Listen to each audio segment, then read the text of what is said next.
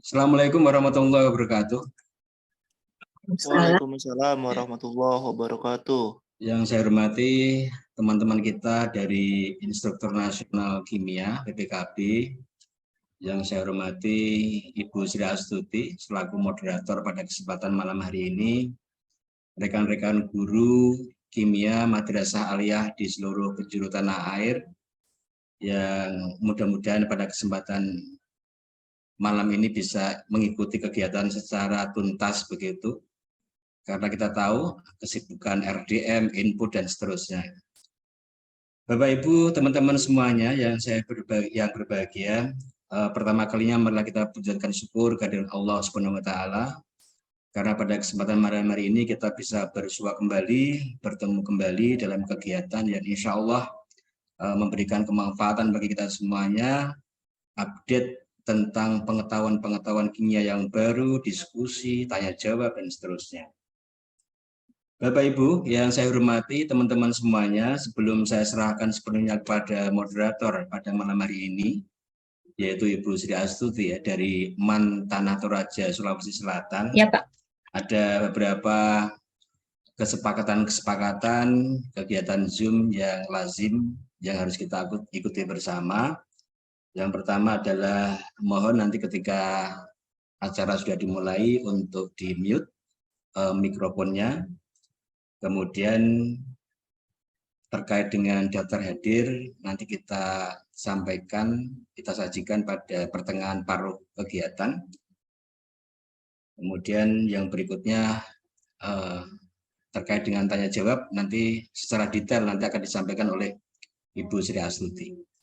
Pada kesempatan malam hari ini kita telah kehadiran dari Mas Rizal Kamaluddin selaku IN, kemudian ada Pak Orib dari Kalteng, kemudian ada Pak Stardi yang pada malam ini belum muncul. Ada peserta sebanyak 23, mudah-mudahan nanti bertambah lagi dalam kegiatan ini.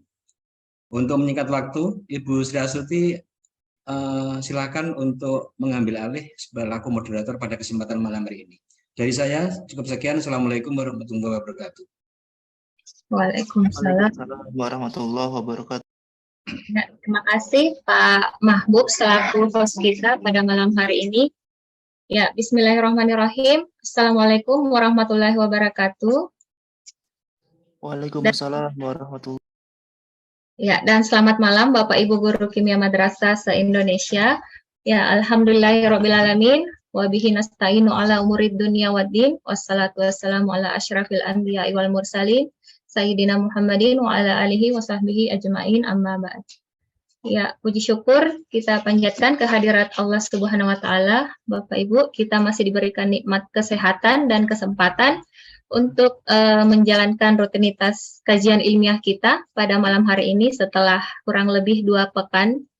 Nah, baru kali ini kita mendapatkan kesempatan kembali berkumpul di acara oksidasi, obrolan asyik seputar ilmu dan pembelajaran kelas kimia edisi keempat yang mengusung tema pada malam hari ini yaitu tentang strategi pembelajaran kimia di kelas.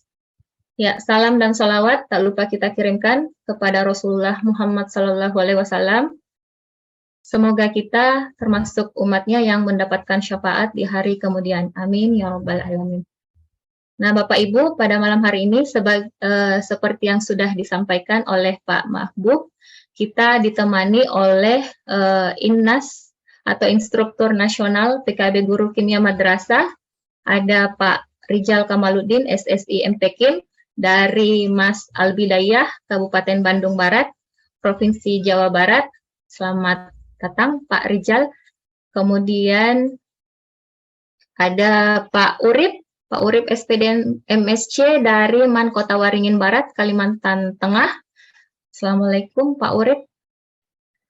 Ada juga sebenarnya kita masih menunggu ya, Pak Sutardi SSI MSC dari MAN 1 Sintang, Kalimantan Barat.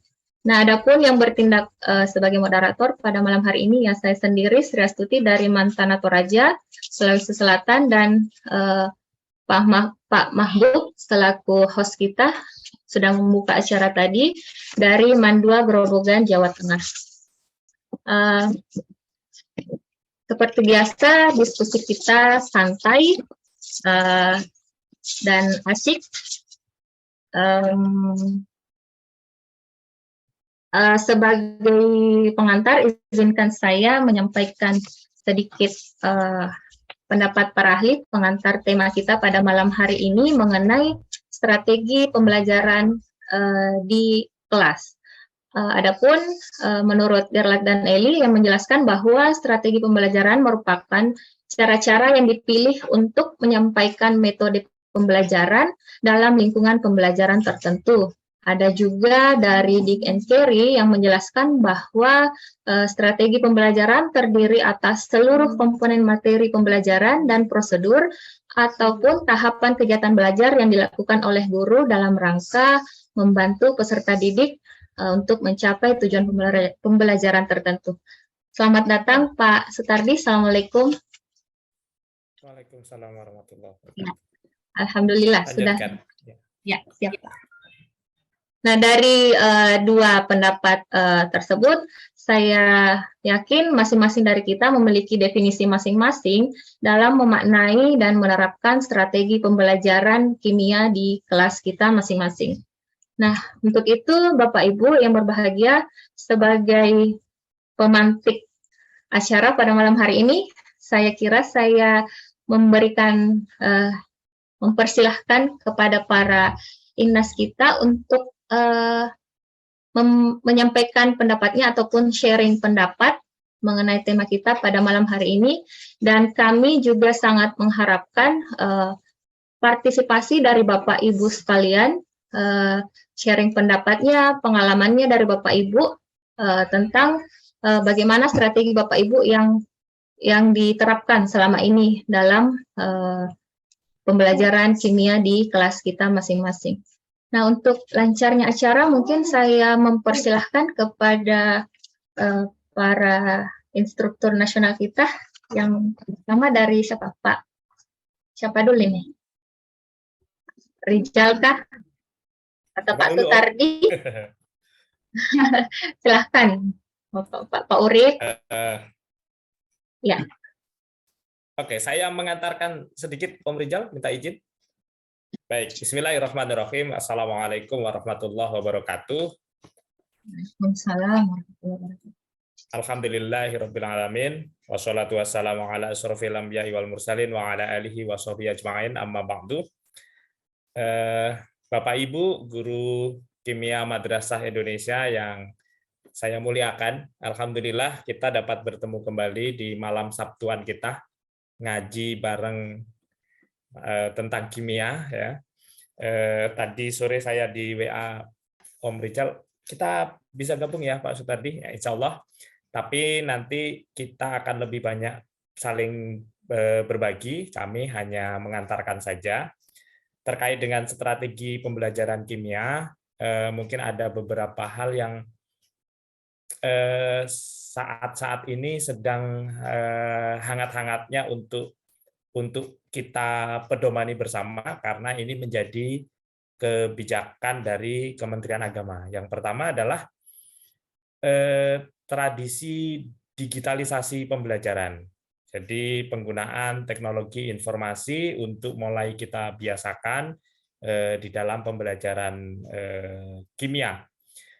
Yang kedua adalah terkait dengan pendekatan pembelajaran aktif, di mana nanti pembelajaran itu diharapkan peserta didik itu betul-betul terlibat dalam pembelajaran, memegang, andai kata yang kita ajarkan adalah suatu benda, melakukan jika yang kita ajarkan itu merupakan keterampilan, mencoba melakukan prosedur, jadi siswa betul-betul terlibat dalam pembelajaran. Yang kalau oleh para ahli itu biasa disebut dengan mengalami. Yang kedua, peserta didik langsung terlibat dalam mencari ilmunya sendiri, membangun pengetahuannya sendiri, berinteraksi dengan materi ajar maupun berinteraksi dengan teman-teman sejawatnya, yang disebut dengan interaksi kalau oleh para pakar. Kemudian salah satu keterampilan abad 21 yang paling penting itu adalah komunikasi, yang cukup penting ya. sepintar apapun peserta didik, ketika mereka tidak mampu untuk mengkomunikasikan apa yang ada di benaknya, maka peserta didik itu dianggap kurang terampil atau kurang tahu begitu. Sehingga kemampuan komunikasi itu penting. Maka dalam pembelajaran kimia juga berikan keleluasaan kepada peserta didik untuk mengkomunikasikan apa yang mereka ketahui, apa yang mereka rasakan, apa yang sudah mereka pelajari. Kemudian yang ketiga, salah satu semangat Kurma Kurikulum Merdeka adalah adanya proyek. Jadi pembelajaran itu nanti termasuk kimia itu mungkin akan lebih bermakna jika diarahkan untuk proyek atau berbasis masalah. Kemudian penekanan dari saya adalah bahwa strategi apapun itu tidak akan 100% berhasil pada seluruh keadaan. Jadi keberhasilan suatu strategi itu sangat tergantung pada sumber daya, keadaan, materi ajar yang sedang dibahas. Tidak ada satu strategi yang sukses untuk mengajarkan semua materi. Nah, oleh karena itu nanti memilih strategi yang tepat, memilih pendekatan yang tepat, itu akan menghasilkan hasil belajar yang optimal. Nah, dalam diskusi ini kita inginnya saling berbagi pengalaman yang telah lampau untuk memperkaya khasanah kita untuk action di semester depan. Mungkin itu pengantar dari saya. Nanti Om Rizal ini yang menurut saya sangat kaya dengan strategi-strategi, nanti bisa saling berbagi, tapi tidak menutup kemungkinan teman-teman di sini juga akan saling melengkapi. Strategi tidak harus hebat-hebat betul, karena kondisi madrasah kita sangat berbeda-beda, alat dan bahan atau media yang digunakan juga nanti tidak harus homogen. Katakanlah Mas Urip yang peserta didiknya hampir semuanya memiliki laptop misalkan, maka pendekatan media dengan Gmol atau Gmol aplikatif di kelas Mas Urip. Tapi kalau misalkan di kelas yang lain yang peserta didiknya tidak mempunyai teknologi informasi, mungkin justru menggunakan alat-alat sederhana untuk menggambarkan geometri molekul misalkan lebih aplikatif. Jadi nanti di sini kita saling berbagi pengalaman. Yang sudah menggunakan digital untuk pembelajaran bisa saling berbagi, yang masih menggunakan media-media manual juga bisa saling berbagi. Mungkin itu Om Rizal pengantar dari saya. Intinya kita malam ini ngaji bareng saja. Terima kasih Mbak Sri. Disilahkan dilanjutkan oleh yang lain. Terima kasih. Assalamualaikum warahmatullahi wabarakatuh. Ya, Waalaikumsalam warahmatullahi wabarakatuh. Terima kasih Pak Sutardi. Di name tag-nya masih Mansing Kawang. Iya. Mungkin dari penjelasan Pak Sutardi tadi bisa dilanjutkan atau ditambahkan dari Pak Rizal ataupun Pak Urip. Silahkan. Apa dulu nih, Pak Urip? Pak Rizal. Sebelum ke Pak Urip, sepertinya ini saya ada salah akun Zoom. Jadi ini malah yang basic. Oh gitu. Ya, sambil Pak Urip menyampaikan sesuatu, sambil saya menyelesaikan ini. Boleh. Nanti ada link baru, siap. Ya, Pak Urip silahkan. Pak Urip. Oke, terima kasih. Assalamualaikum warahmatullahi wabarakatuh. Waalaikumsalam. Tadi kita sempat WA-an dengan Kang Rizal sama Kang Sutardi ya. Jadi apa sih sebenarnya mau kita bahas gitu? Kalau menurut saya mungkin kita ambil perbab paling penting di setiap kelas. Kemudian itu saja dulu yang kita bahas. Kalau bisa ya kelas 10, 11, 12. Jadi bagian apa yang semester depan itu yang paling penting yang harus kita ajarkan dengan sebaik-baiknya. Tadi saya buat catatan kecil bahwa materi apapun yang kita sampaikan itu kan materinya membutuhkan ini ya, membutuhkan prasyarat materi-materi syarat lah. Sebelum masuk materi itu harus apa dulu. Nah, mungkin pengalaman saya misalnya masuk kalau yang kelas 10 itu kan materi kayak antar larutan ya. Itu normal. Kemudian setelah itu ada bahasan tentang redox sebelum masuk ke tata nama kalau nggak salah. Nah, di redox itu seperti yang di PKB selama ini kita laksanakan, itu kan basisnya adalah struktur Lewis untuk memahami bilangan oksidasi. Jadi sebaiknya kita tidak lagi menggunakan basis aturan yang direkomendasikan oleh UPAC.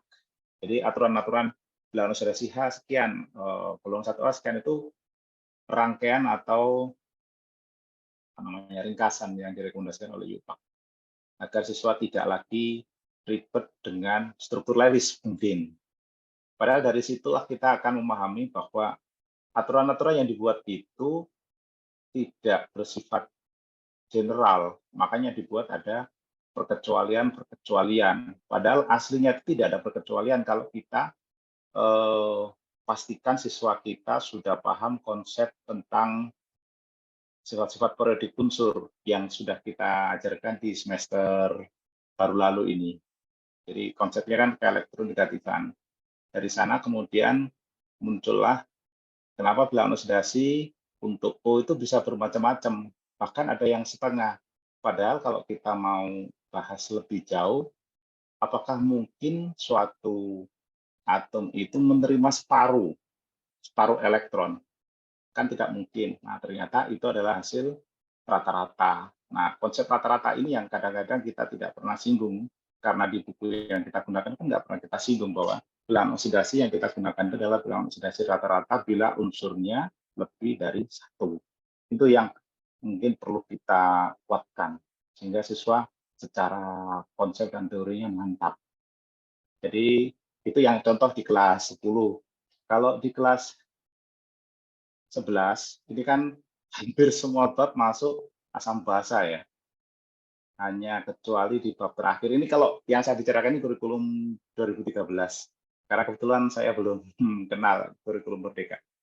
Nah, terus di kelas 11 itu asam basa, maka konsep yang harus kita kuatkan ya di kesetimbangan. Nanti Kang Rizal bisa atau Pak Sutardi atau yang lain yang sudah berpengalaman mengajar lama selama ini, gimana nih dasar atau syarat dari kesetimbangan yang kita akan aplikasikan di asam basa. Kemudian yang kelas 12. Kalau kelas 12 kan dominan materi senyawa hidrokarbon ya, mulai dari apa namanya dasarnya alkohol dan seterusnya. Ya mau nggak mau ini materi semester kelas 11 awal. Kalau itu sudah mantap, mungkin juga mestinya mantap. Kemudian yang perlu ditekankan selama ini yang saya sendiri juga gagap di reaksi-reaksi kimia untuk organik. Ternyata setelah kita amati, kalau kita mau jeli, basisnya balik lagi ke kestabilan dan macam-macam, itu nanti dikaitkan lagi dengan struktur Lewis juga ternyata. Karena gugus fungsi yang kita sebut sebagai gugus fungsi itu kan penentu karakter, penentu bagaimana reaksi itu memungkinkan terjadi. Nah, dasar-dasar itu yang kalau memang kita bisa kaitkan, yang kita sendiri sebagai guru kalau belum mantap, sesegera mungkin kita mantapkan, sehingga kita tidak, harapannya ya, tidak gagap lagi ketika menghadapi soal-soal reaksi-reaksi hidrokarbon, reaksi-reaksi organik. Nanti ada teman-teman yang sudah berpengalaman membimbing di Olimpiade, karena kalau di level pendidikan normal, di MA normal, untuk mekanisme reaksi nyaris dilewatkan begitu saja. Padahal kalau dasarnya tahu, kita bisa memprediksi walaupun tanpa harus menghafal. Katanya kan begitu toh, kalau kimia organik, nggak perlu dihafalkan tuh, padahal dasarnya ya tetap saja tadi itu. Ada beberapa yang harus dipertimbangkan. Itu dari saya untuk pembukaan, monggo teman-teman yang berpengalaman. Itu hanya sebagian ya, maksud saya kan di kelas 10, kelas 11, kelas 12, kira-kira itu yang akan ke depan akan kita bahas. Saya tidak tahu kurikulum Merdeka di kelas 10 semester berikutnya ini nanti apa. Demikian pula yang lainnya. Monggo, silakan. Matur dari saya seperti itu. Ya, terima kasih Pak Urip. Sudah ada beberapa pengarahan dari Pak Sutardi dan Pak Urip. Jadi tadi ada beberapa masukan, apakah kita membahas strategi pembelajaran pertingkatan, kita memilih satu materi dari kelas 10, 11, 12, atau seperti apa, tergantung kesepakatan dari Bapak Ibu semuanya. Ada tambahan mungkin dari Pak Rijal, silahkan. Baik. Suara saya sudah jelas? Jelas. Assalamualaikum warahmatullahi wabarakatuh. Salam. A'udzubillahi bismillah alhamdulillah wassalatu wassalamu ala rasulillah sayyidina Muhammad ibn Abdillah wa ala alihi wa ashabihi wa mawalah amma ba'du.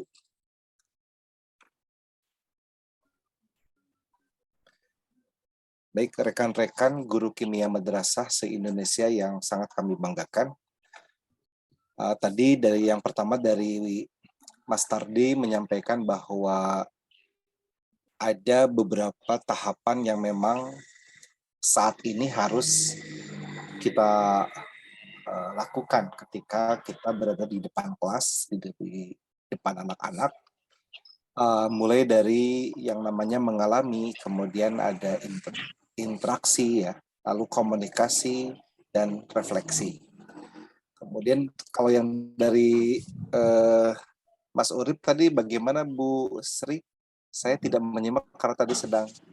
Oh iya, kalau dari Pak Urip memberikan opsi atau masukan, apakah kita kedepannya membahas tingkatan materi atau supaya lebih terarah seperti itu. Siap, baik. Kalau dari saya pribadi, sebelum kita masuk ke strategi apa yang harus kita lakukan di kelas, kemudian sebelum kita menggali berbagai tips and trick gitu ya, di dalam pembelajaran kimia, baik itu kelas 10, 11, 12, baik itu yang kurikulum 2013 maupun yang kurikulum Merdeka, alangkah lebih baiknya apabila kita menginventarisasi materi di setiap tingkat. Di sini saya izin langsung ya untuk share screen. Silakan, Pak. Sudah muncul kah?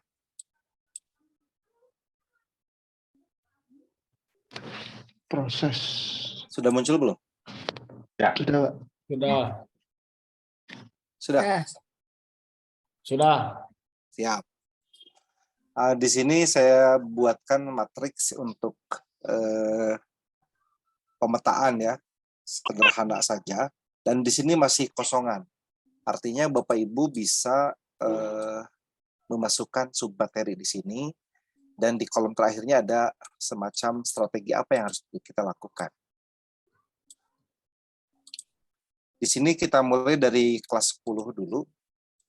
Kalau saya pribadi di kelas 10 mengawali materi semester genap itu dengan rumus kimia dulu.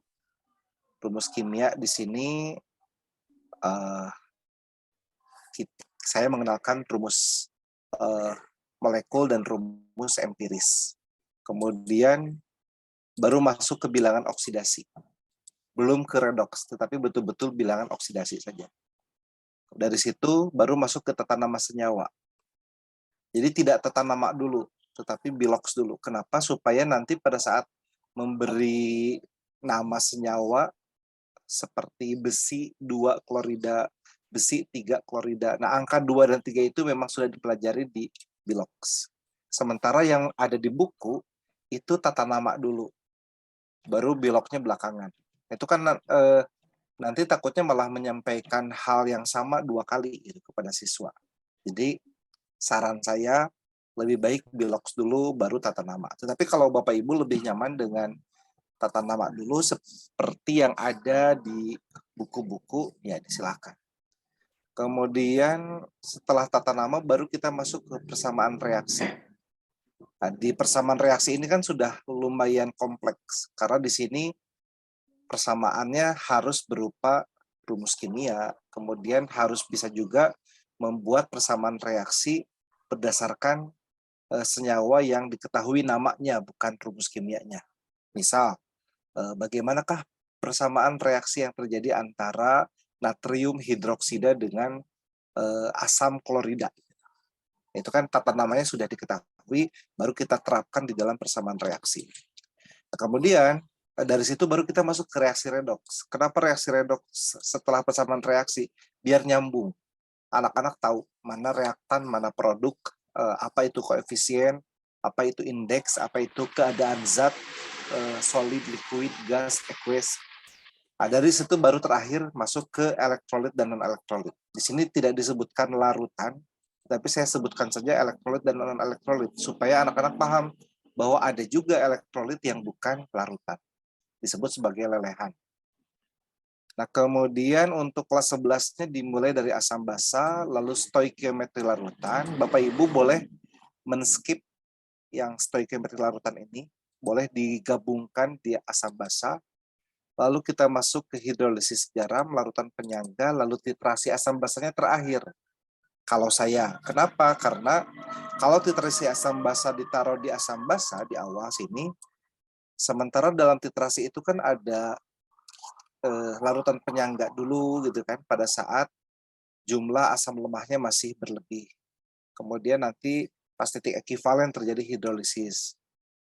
Nah, supaya nanti tidak berulang kali menyampaikan hal yang sama kepada anak-anak, ya sudah, titrasi asam basanya taruh di belakang sebagai semacam apa ya, ringkasan dari materi asam basa, stoikiometri larutan, hidrolisis garam, dan larutan penyangga.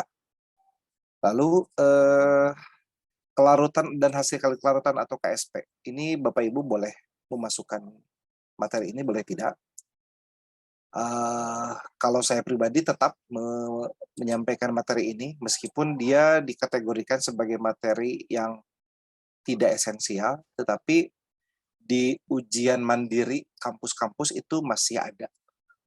Meskipun di UTBK sudah tidak ada materi kimia yang diujikan, tetapi di ujian mandiri itu tetap ada. Lalu nanti boleh ya, boleh berpendapat apabila tidak setuju. Kemudian terakhirnya sistem koloid. Dan untuk kelas 12 ini saya buat jadi satu bab saja, yaitu kimia karbon. Tetapi submaterinya sudah jelas di sini.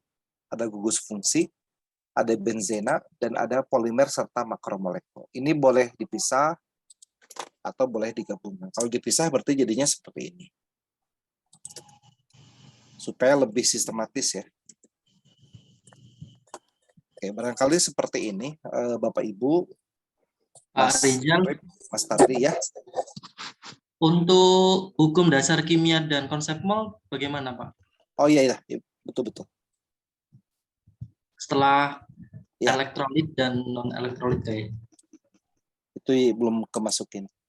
Iya. Ini saya magic dulu. Oke, terima kasih.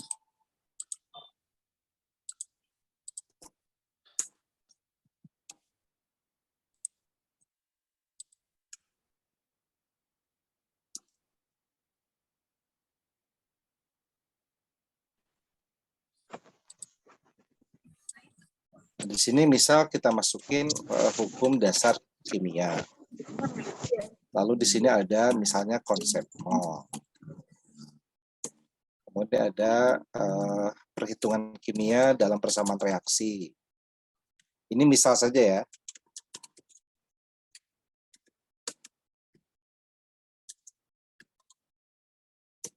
Kemudian misal ada reaksi pembatas. Lalu ada hidrat misalnya. Nah, kurang lebih seperti itu. Ini nanti Bapak Ibu boleh menambahkan, boleh mengurangi, boleh memodifikasi, disilakan. Begitu Pak Mas Urip, Mas Tardi.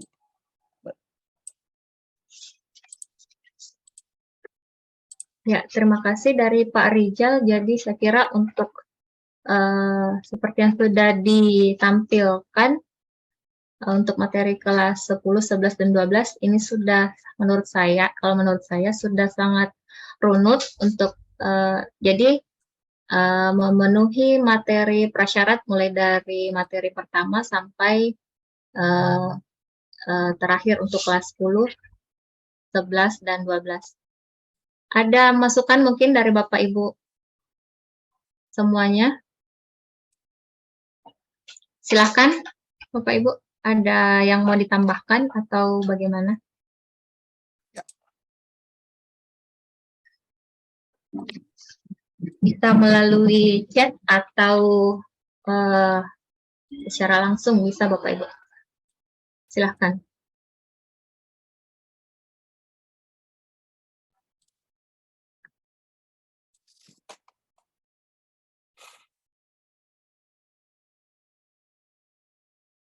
Untuk materi kelas 10 kan rata-rata pakai kurikulum Merdeka ya Pak ya. Kebetulan saya tidak mengajar di kelas 10, jadi mungkin saya butuh referensi lebih dari Bapak Ibu sekalian yang sudah mengajarkan kurikulum Merdeka terkhusus tentu saja di kelas 10. Silakan di-sharing Bapak Ibu pengalamannya.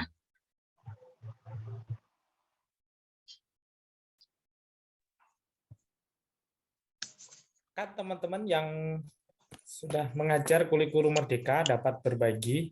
Ini ada pertanyaan dari Pak Ikrom. Untuk yang kurmor masih membingungkan.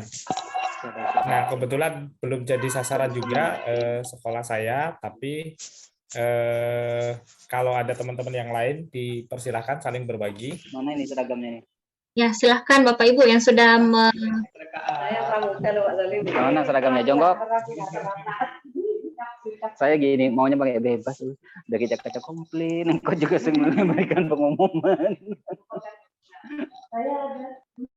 Dimatikan saja.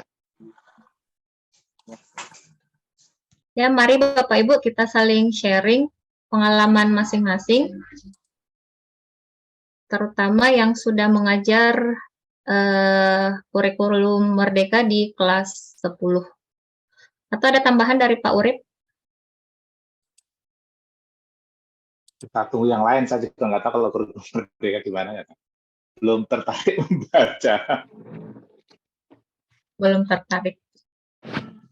Sambil menunggu yang lain, Pak Urip sendiri sistematikanya sama tidak dengan yang di tabel ini?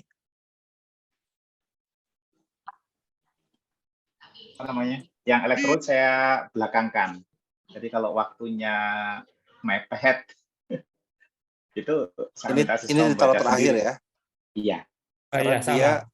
Oke, baik. Karena dia kelas kalaupun 12 tidak itu kan- disampaikan stoikiometri masih bisa dipahami ya? Iya, Ya. betul. Misalnya dikejarkan di kelas berikutnya masih Oke, masih baik. memungkinkan.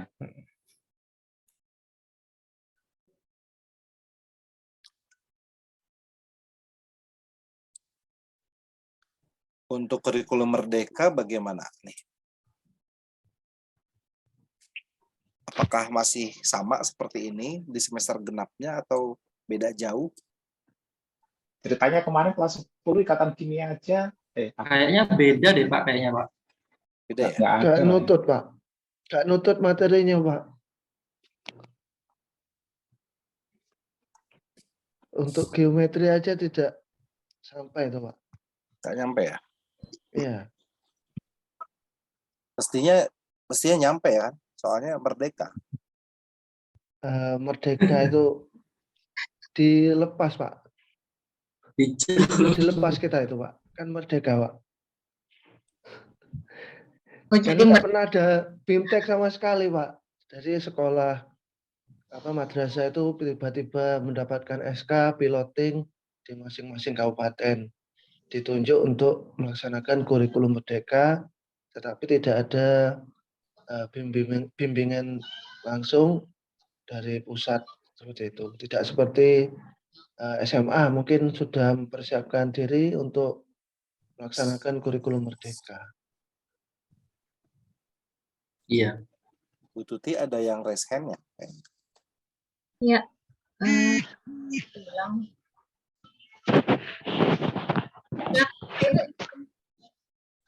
Ingin menanggapi? Di unmute saja. Ya, silakan Ibu Darni. Ibu Darni dari Mandua Senjai. Assalamualaikum warahmatullahi wabarakatuh. Waalaikumsalam. Terima kasih Bapak dan Ibu. Sebenarnya saya sudah menggunakan kurikulum Merdeka di kelas 10, tapi sama tadi dengan penjelasan Bapak yang mengatakan bahwa kami masih bingung, ya, karena tidak ada sosialisasi atau pelatihan-pelatihan sebelumnya.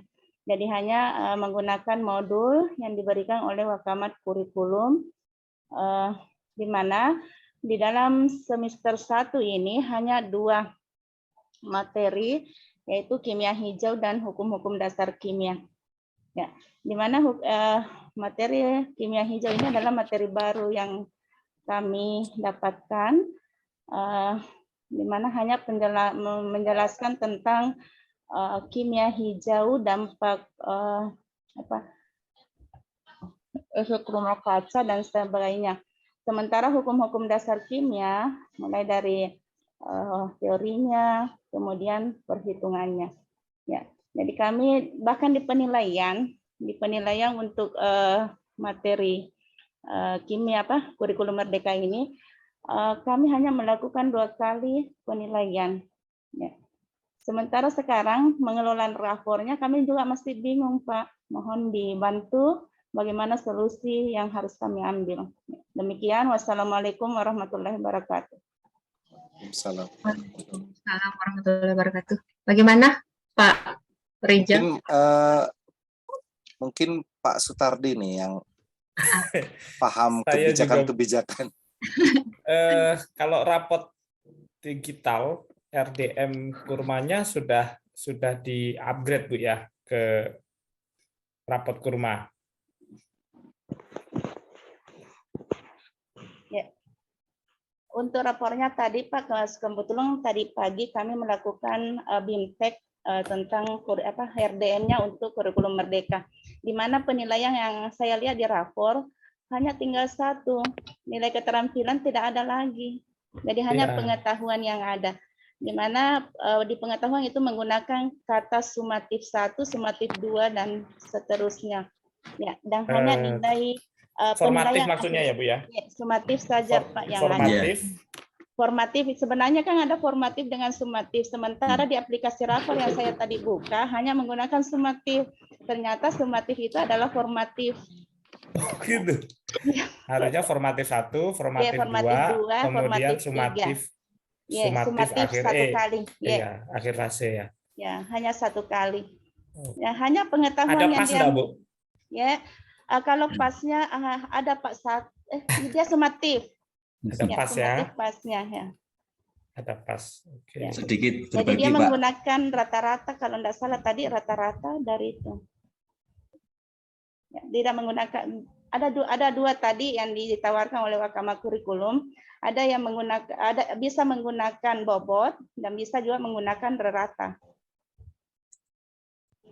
Ya, waktu BIMTEK tadi. Terima kasih Pak. Saya berbagi Pak Tardi. Nah, silakan. Ya.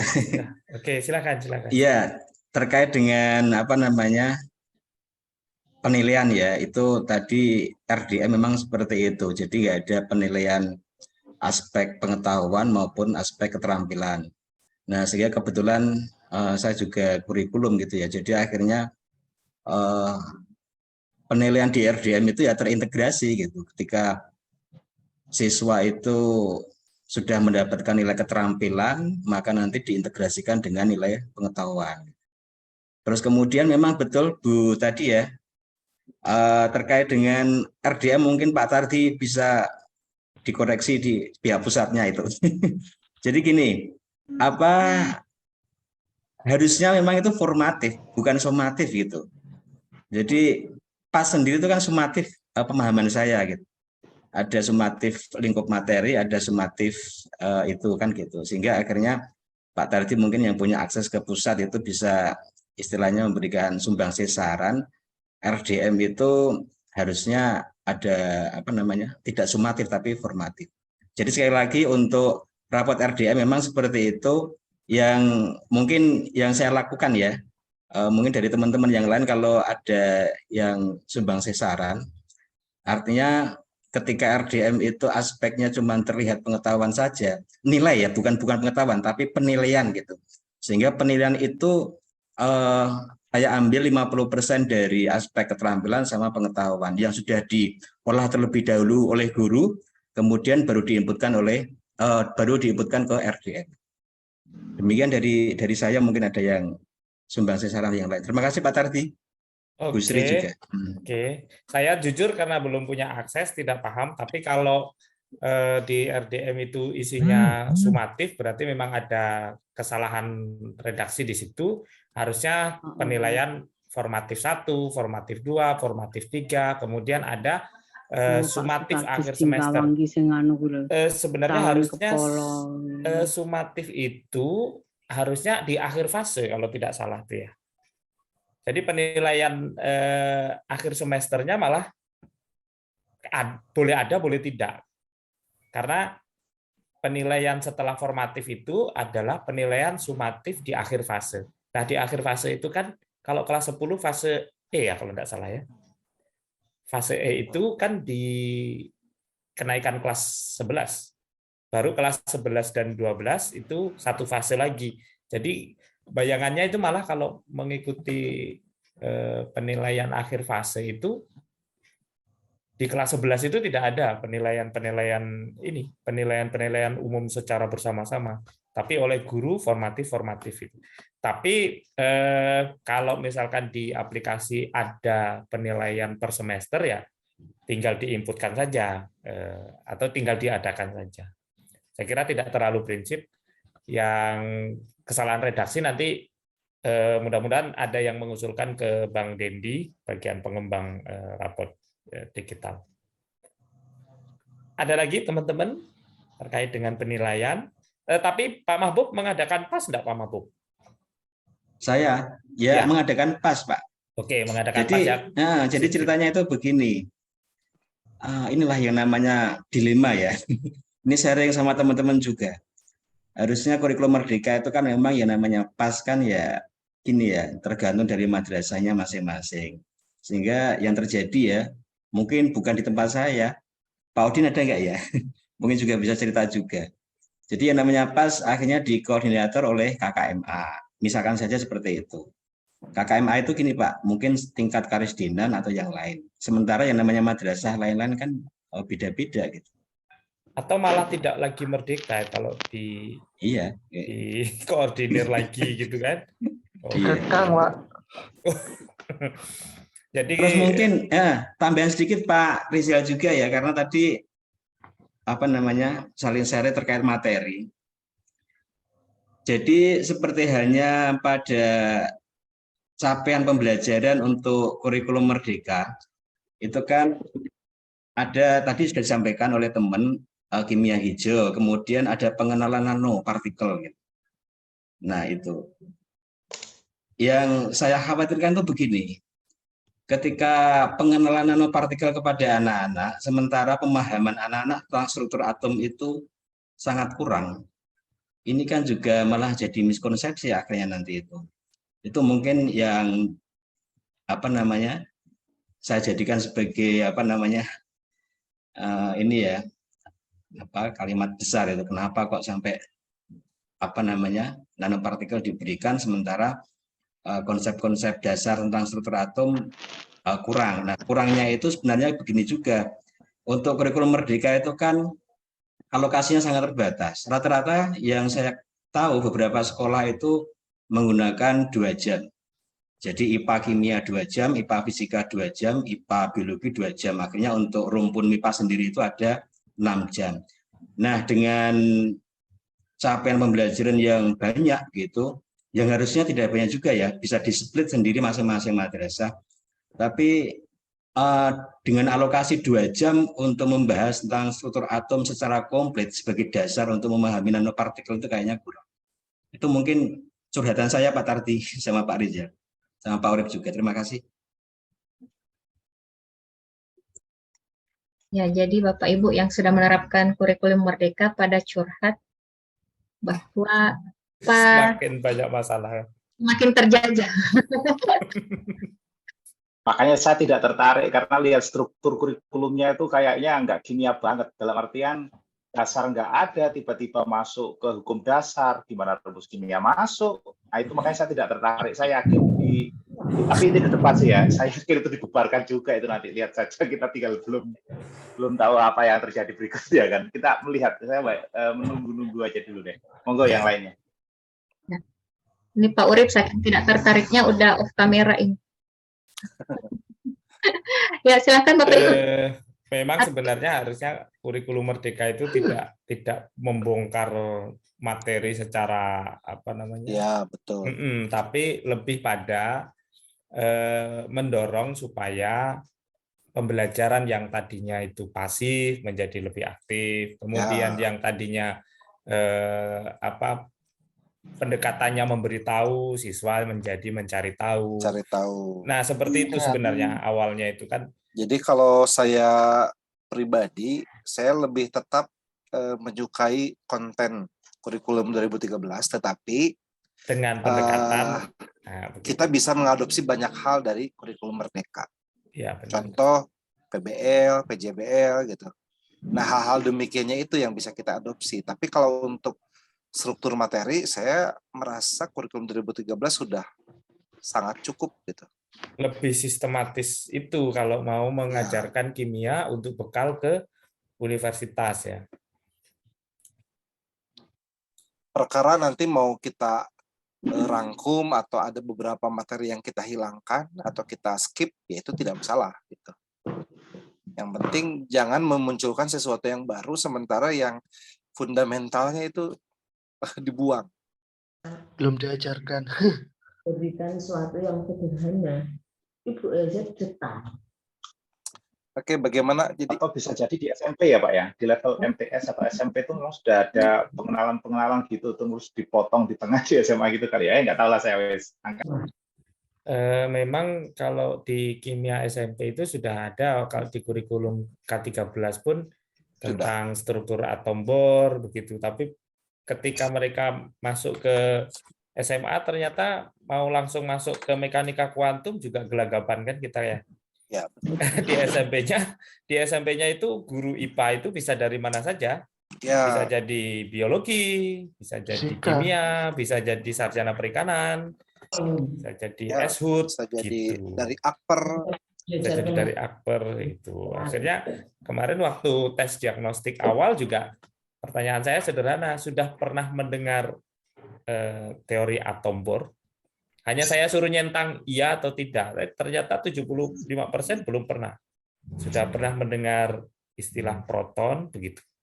Belum pernah dari SMP-nya. Entah karena COVID atau karena memang terlewatkan. Akhirnya ya mengulang dari awal sekali. Kalau pengalaman anak saya di MTS kelas 7 ya.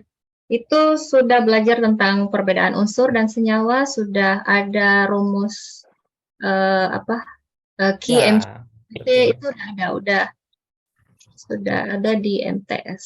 Ada yang di MTS yang bagus itu juga sudah mengajarkan penempatan elektron di kulit-kulit atom bor. Jadi itu tidak perlu dibahas lagi gitu ya. Tapi yang parah betul juga banyak. Ya, jadinya ya kita ratakan menjadi semuanya parah betul kan, akhirnya kita ulang kembali. Iya. Oke. Bagaimana kita kembali ke strategi ya? Oke. Nah, barusan iklannya lumayan panjang. Jadi ya strategi pembelajaran ya kalau yang saya tahu boleh sharing sedikit ya, intinya kita menyampaikan materi, kemudian media apa yang cocok, kemudian waktu yang kita butuhkan itu untuk menyampaikan pembelajaran seberapa banyak, itu kan bagian dari strategi semua Bapak Ibu. Jadi dan yang tak bagaimana untuk bisa aktif berpartisipasi dalam pembelajaran kita, terutama kalau pembelajaran kimianya itu siang hari seperti saya kebanyakan di jam terakhir. Itu saya kira kita butuh strategi tertentu bagaimana cara mengaktifkan siswa, menjaga mood-nya siswa untuk tetap bersemangat menerima materi dari kita. Karena sebagus apapun saya kira strategi yang sudah kita rencanakan, kalau mood-nya siswa sudah tidak bagus, tidak siap, saya kira itu tidak akan maksimal. Bisa mungkin kita kembali, saya penasaran strategi yang seperti apa untuk materi yang akan kita pilih seperti itu. Oke.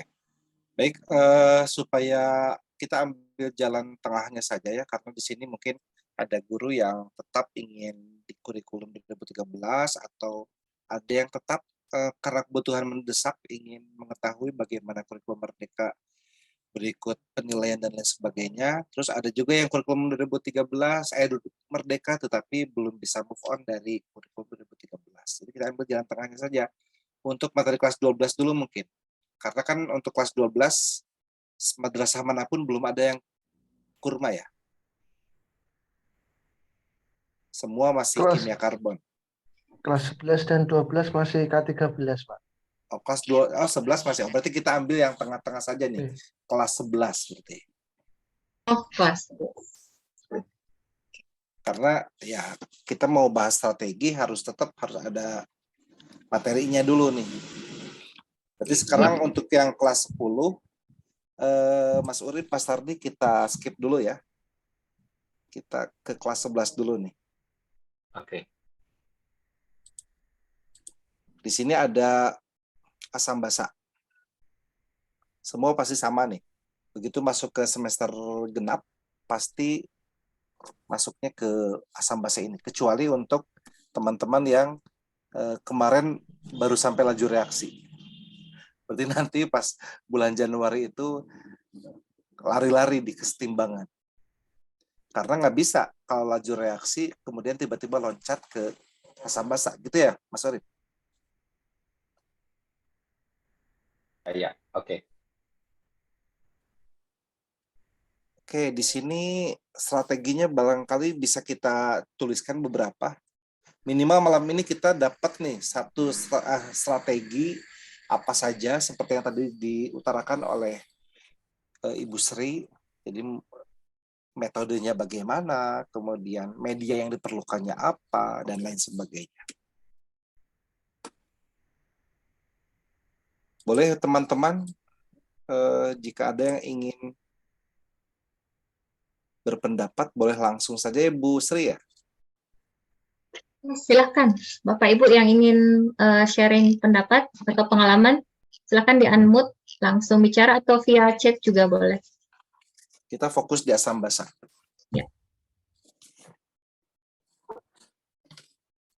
Apa kita bahas materi prasyaratnya dulu atau bagaimana? Oh, boleh. Berarti kita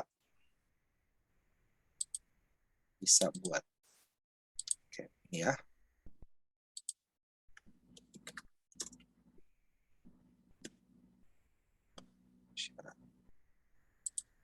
Nah, di sini materi prasyaratnya kira-kira apa saja nih?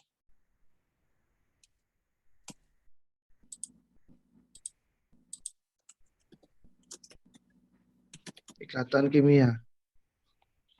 Ikatan kimia ya? Kira-kira kenapa ikatan kimia jadi prasyarat di asam basa? Menentukan ion itu, Pak. Sumber redik ya, Pak. Menentukan apa? Pelepasan.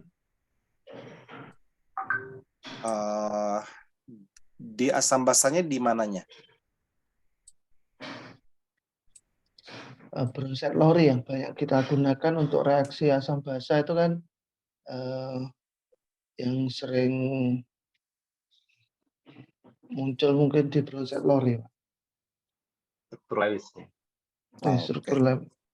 Ikatan kimia, struktur Lewis gitu ya.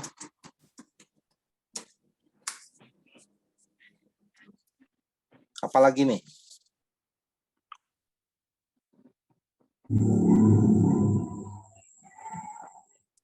Kira-kira tata nama perlu tidak? Tata nama. Tata nama asam dan basa, ya Pak. kata nama oksida dulu sebelum dia masuk ke ini ya, ke kata nama asamnya. Ini kan masih prasyarat kan ya? Ya. Oke.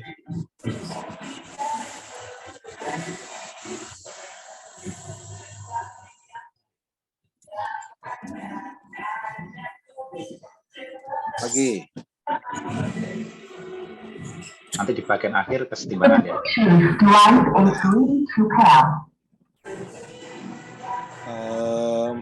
Host atau moderator supaya memute teman-teman. Oke, baik. Di sini terakhirnya ada kesetimbangan. Nah, sebelum kesetimbangan, kira-kira apa lagi yang menjadi materi prasyarat?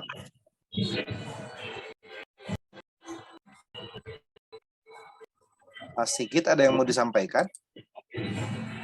Konsep mall, Pak.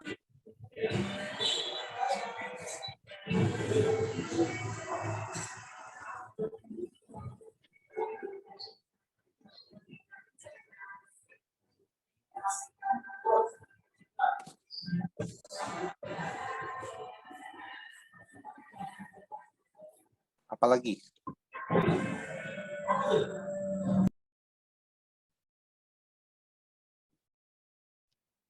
Matematika. Matematika dasar. Bisa dimasukin nggak nih matematika? Bisa ya? Aduh, Logaritma gitu kacau. misalnya. Kacau. Boleh aja kalau memang kita mau fokus ke sana, ya kan? Paling logaritma, hitungan akar. Lah kalau semuanya masuk kita nanti banyak banget itu ya memang ya. Banyak banget kendala. Itu pangkat aja nggak bisa.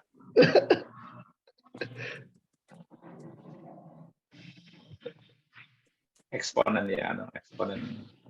Ya, eksponen berarti.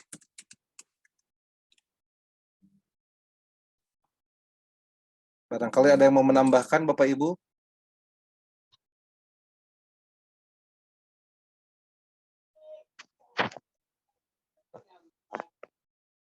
Dari Pak Kimi, Pak Susanto, strateginya udah melangkah ke strategi mengawali pembelajaran dengan ice breaking, perubahan asam basa untuk menarik perhatian siswa.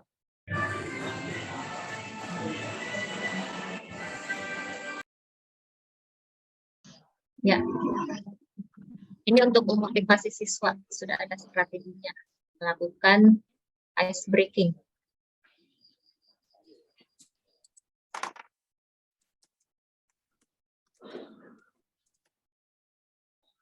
Saya sekaligus ini ya, sekaligus not tulis.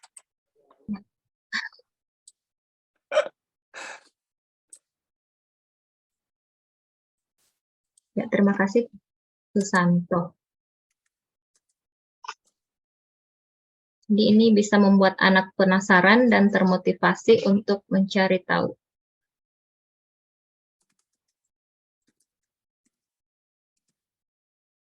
Masih ada Bapak Ibu, silahkan. Dari Pak Urip mungkin. Cukup yang lain saja dulu. Ada aplikasi mungkin Pak Urip yang direkomendasikan. Pakar aplikasi Pak Urip.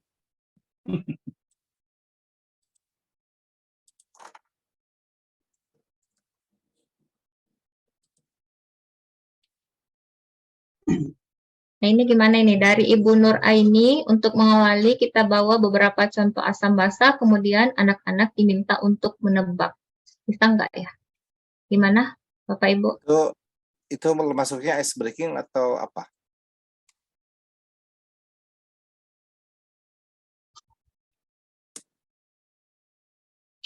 Beda ini Pak, lain. Ini semacam apa ya? Apersepsi gitu ya? Gini Pak, mohon maaf. Ya, silakan. Ini saya Bu Nur Aini. Kalau saya punya strategi itu ini, kita bawa beberapa contoh, baik itu asam cuka atau apa dan asam dan basa. Kemudian anak-anak kita suruh, kita tanya, ini apa, ini apa, ini apa. Mereka kemudian dari sekian contoh tentunya ada yang mereka belum bisa jawab. Terus kita tanya lagi, kenapa kamu kok tahu itu asam, itu basa? Nah, yang ini kalian tidak tahu, bagaimana cara kalian bisa mengetahuinya. Kemudian kita bawa mereka, sebelumnya kita tugaskan mereka untuk membawa beberapa indikator. Nah, dari situ nanti kita ajari dulu mereka bagaimana menentukan ini asam atau basa. Baru nanti kita bawa ke materinya. Itu kira-kira anak akan lebih tertarik daripada kita beri materi terlebih dahulu. Gitu. Gimana, monggo? Kalau menurut saya seperti itu. Ya, sudah saya catat. Nanti ini filenya kita kirim ke grup. Oke, ya, makasih Pak. Ya. Terima kasih Bu Nur Aini. Yang lain Bapak Ibu, masih ada pengalaman yang menarik untuk menarik perhatian siswa? Untuk materi prasyarat apakah sudah cukup? Nanti bisa ditambahkan ya sambil jalan. Oke, baik. Untuk submaterinya kan di sini kita ada, ini boleh ya tidak acak, tidak berurutan, acak dulu misalnya. Ada apa? Misalnya teori asam basa gitu kan. Kemudian ada apa? Indikator, pH.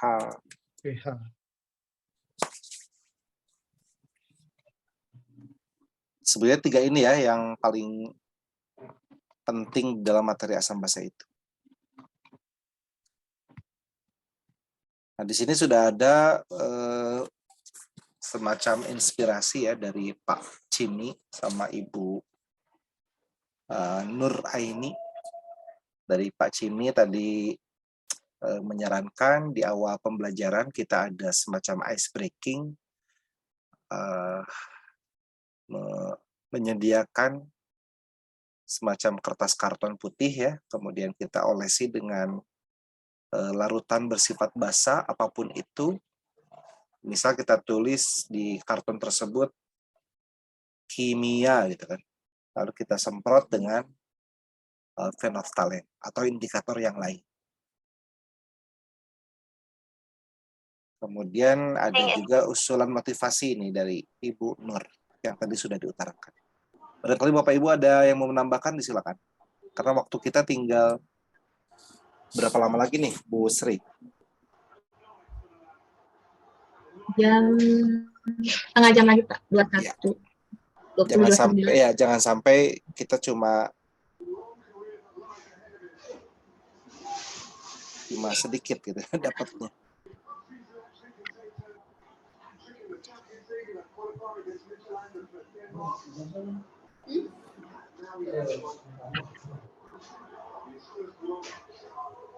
Dari Pak Susanto lagi, menggunakan model PBL atau PJBL.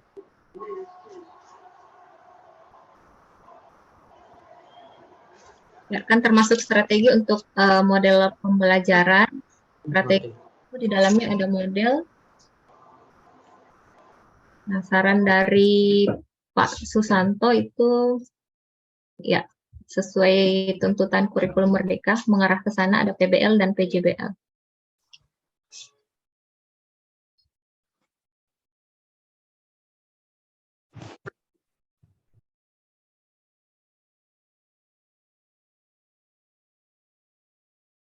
Nah, ini saya penasaran nih sama jawabannya. Kalau jauh dari toko, terus kita sakit mah, kita bisa mengkonsumsi apa selain obat mah? Pak Santo? Nah, ini yang sering saya ke anak-anak sering saya sampaikan. Saya juga nggak tahu efektivitasnya atau banyak, kan ini kan reaksi penetralan.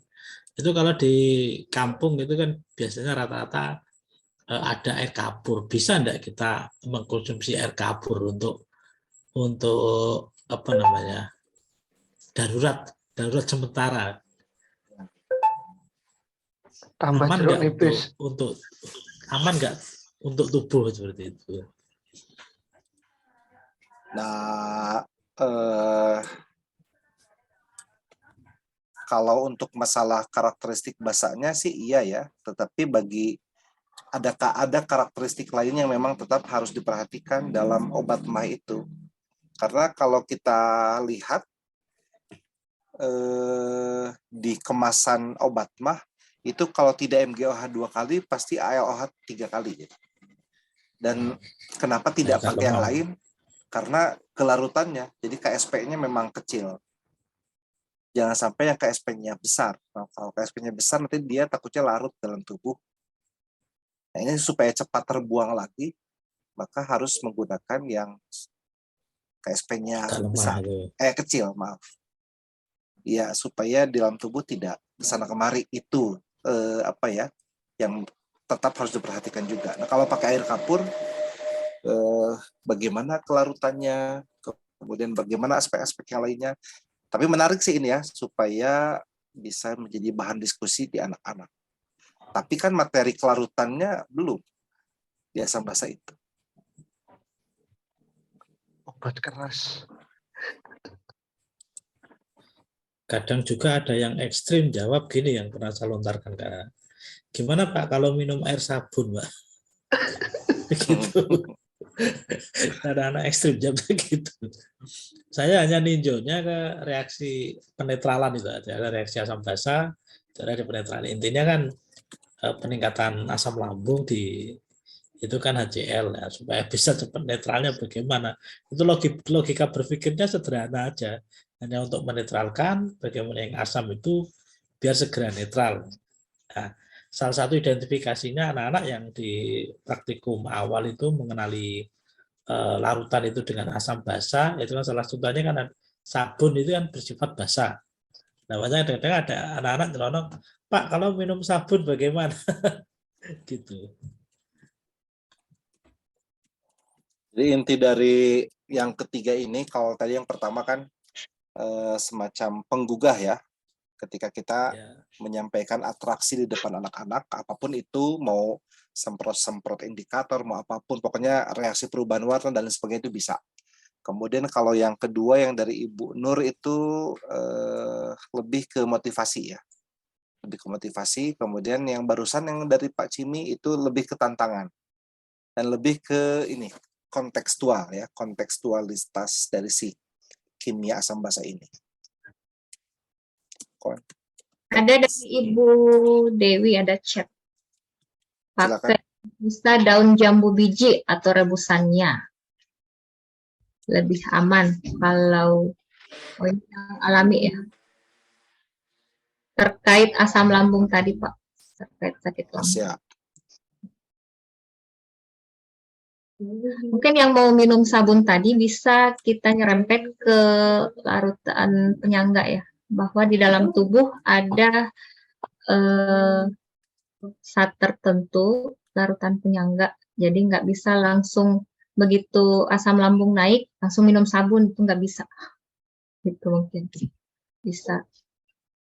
Atau gimana Bapak? Dari ada lagi nih tambahan nih dari Pak Udin. Ya, narasumber kita, Pak Udin. Yang sudah lama ditunggu. Nyalain mic-nya, Mas. Oke. Sudah siap, Pak Udin. Pak Udin. Oke.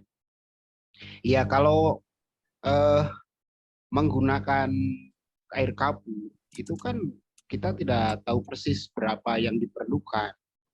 Sementara air kapur kan kelarutan tinggi. Jadi kalau terlalu banyak, suasana lambung kan jadi terlalu basah.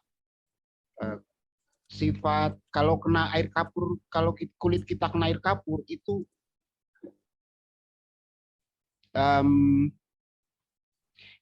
itu kan kayak iya mengkerut itu kan, artinya ada efek lah secara prinsip gitu. Nah, kenapa obat mah itu biasanya memakai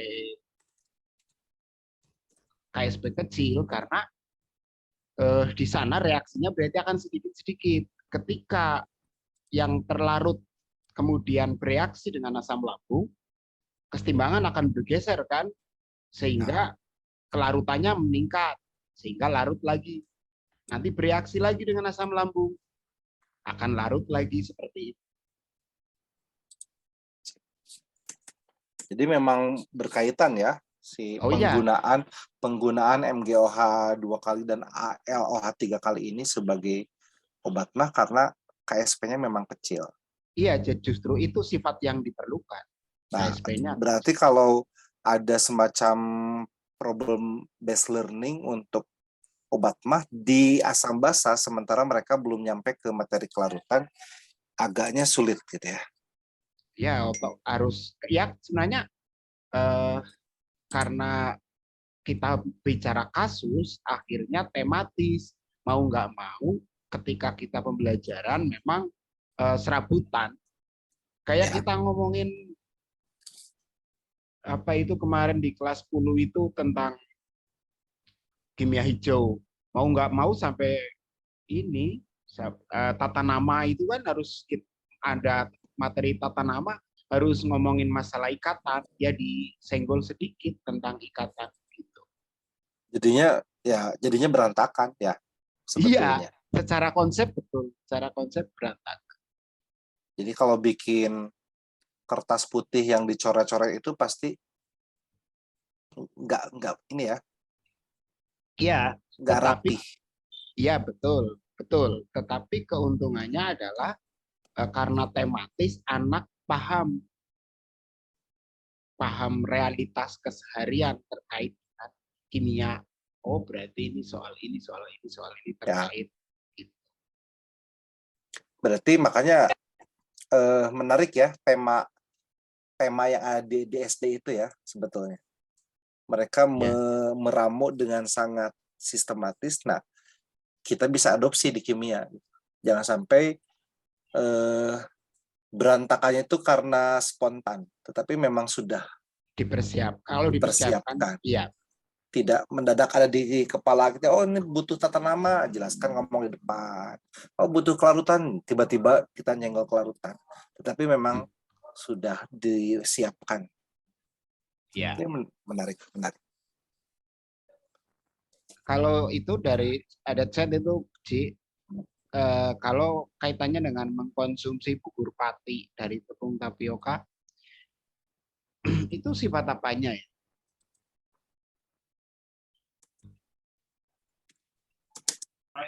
Ya bisa mungkin Bu Nur Aini. Iya, gini maksudnya Pak Udin. Kalau tadi ada pertanyaan untuk mah itu kemudian dinetralkan dengan basa. Nah, kalau di kami itu kebanyakan konsumsinya pati itu. Berarti kan dia juga tidak basa, maka konsep asam basanya tidak bisa kita masukkan, tidak bisa kita bawa gitu. Maksudnya gitu. Iya. Jadi seperti Pak Udin juga itu tematik juga kondisional di daerah masing-masing akan jadi berbeda. Ya.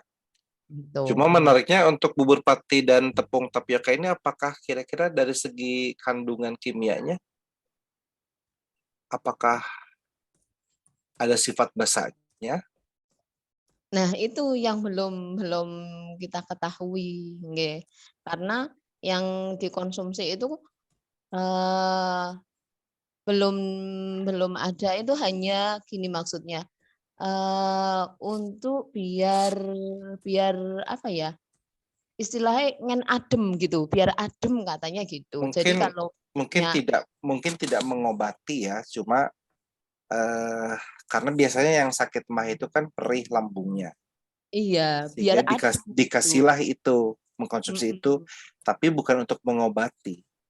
Iya, jadi maksud saya itu tidak bisa kita bawa ke konsep asam basa gitu loh. Kalau contohnya nanti anak-anak menjawab seperti itu, gitu. Ya. Okay. Dari Pak Cimi mungkin ada peristiwa adsorpsi.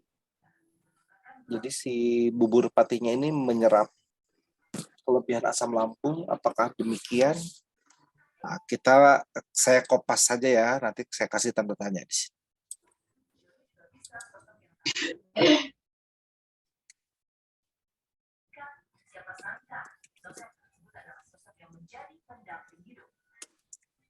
Oke, baik, supaya banyak yang kita dapatkan malam ini, kita ke yang lainnya, jangan yang masalah mah lagi. Oh, masih ada rupanya di chat. Oh, makin banyak. Ini kalau masalah apa ya? Kontekstual. Kontekstual, lalu apa sih kedaerahan tuh? Lokal Kearifan wisdom. lokal. Nah, Kearifan lokal. Kalau masalah kearifan lokal ini rame. Nah, kalau Umi Lorencia, kalau di kampung katanya makan singkong mentah. Hampir sama tadi ya. Berarti bubur pati masih nyambung sama singkong. Itu bisa jadi topik untuk MyRes. Ya, bisa. Kalau mau didalami lebih jauh. Yang atas Umi itu ada tuh belum dibaca, Bu Sri. Nyambung itu Pak Tarji tadi bisa MyRes, bisa juga untuk Pak Tarji. P5RLA Pak Tarji. Iya. Dari Bu Fatmawati nih. Ya. Putar larutan kapur dengan kembang sepatu dan cuka. Dengan untuk membedakan sifat asin dan basah. Nah, ini beliau ini ya tidak ada kaitannya dengan yang obat yang sakit mah tadi. Ya, beda lagi. Indikator ya Kang. Indikator alami. Saya kopas nggak taruh denger? di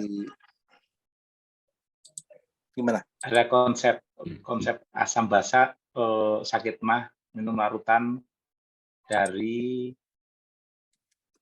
abu hasil Gimana pembakaran tempurung kelapa. Absorpsi. Gimana, Pak Urip? Dari apa? Abu pembakaran tempurung kelapa? Iya.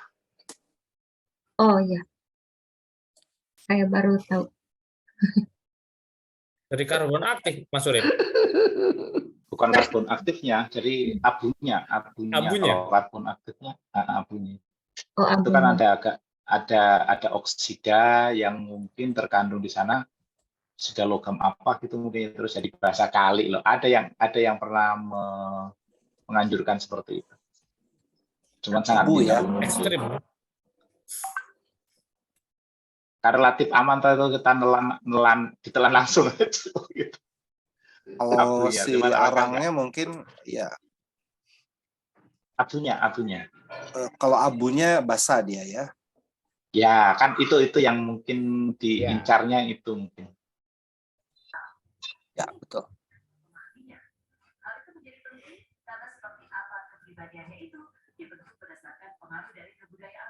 Ini abu.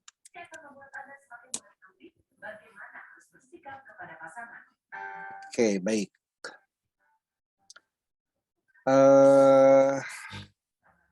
Ada lagi kah strategi lainnya Bapak Ibu? Jadi nanti ini berbagai ide sudah cukup banyak, nanti bisa diadopsi. Ini mungkin ada satu lagi yang dilakukan Pak Guru saya dulu ketika SMA. Ini kayaknya menarik. Ini cocok kalau untuk Pak Udin. Jadi khususnya untuk Pak Guru yang perokok. Jadi biasanya ini saya ingat guru saya. Jadi ketika masuk dalam kelas itu kayaknya bawa botol aqua. Tidak tahunya botol aqua itu sudah sudah dikasih indikator PP. Nah, ketika masuk dalam kelas, nah itu atraksinya ya alamiah, itu dikasih ceceknya puntung rokok itu, sehingga airnya menjadi warna merah. Nah, itu anak-anak itu pasti terheran-heran, kok bisa sakti sekali Pak Guru ini. Jadi yang saya ingat dari guru saya kimia dulu. Jadi asbaknya itu ya. Ya, bawa botol aqua. Botol minuman itu tinggal 1/4 itu dibawa dalam kelas. Itu kan sebelumnya sudah disiapkan dikasih indikator PP. Nah, waktu sambil merokok itu gayanya buka botolnya itu terus dimasukkan cetak rokoknya itu. Jadi apa namanya, abu rokoknya itu dimasukkan dalam botol itu kan agak kemerah-merahan. Nah ini anak-anak pasti kan terheran-heran. Nah, Pak Guru ini sakti sekali. Ini untuk guru-guru yang perokok, guru kimia perokok cocok ini. Ya, nanti anaknya kalau ada yang mau nyoba ya silakan. Tapi mesti di start dulu rokoknya kan. Biar keluar abunya. Payah itu. Yang dibawa kali nanti abunya saja, jangan merokok di kelas. Udinnya. Atau untuk kalau ibu-ibu mungkin untuk nakut-nakuti, ini loh bahayanya merokok. Dalam air saja berwarna merah, apalagi dalam tubuhmu. Bisa. Ya, bisa.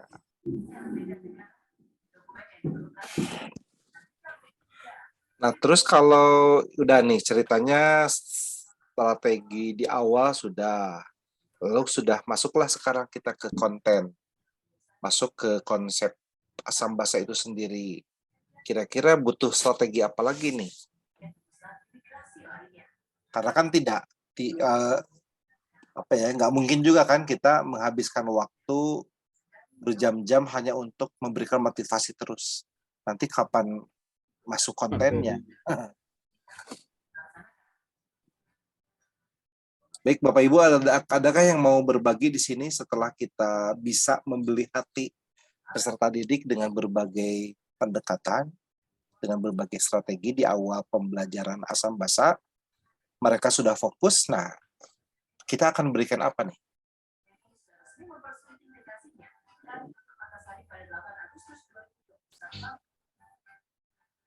Boleh yang lain? Silakan. Silakan Bapak Ibu yang mau berkomentar. Ceritanya kita ini ya, sudah akan masuk ke konten. Ya, persepsi sudah. Untuk memotivasi sudah ada beberapa pilihan. Sekarang kita masuk ke isi konten. Sebelumnya, bolehkah kita memilih model pembelajaran, Pak Rizal, yang cocok untuk dipakai? Ya.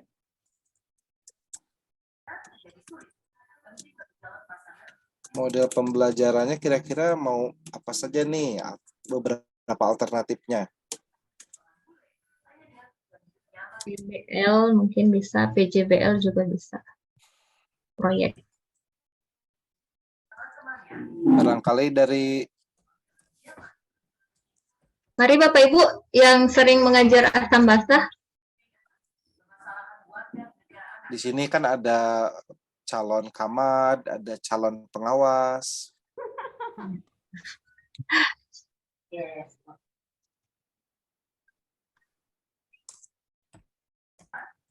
Ayo. Kalau Bu Sri sendiri, model pembelajarannya kira-kira yang kebayang apa? PBL. PBL ya. Siapan kurikulum merdeka tahun depan untuk kelas 11. Oke, baik.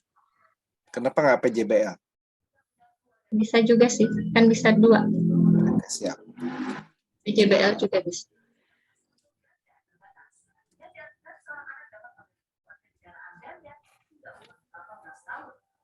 Tapi kalau ada yang mau tetap pakai discovery learning juga nggak masalah sih ya.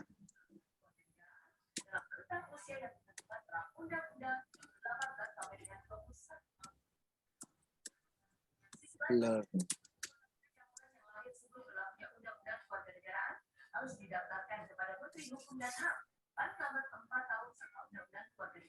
Oke, Bapak Ibu, disilakan.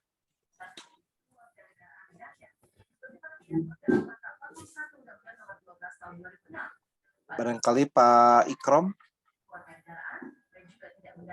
kira-kira setelah selesai persepsi masuk ke materinya apa nih? Apakah ngajarin logaritma dulu?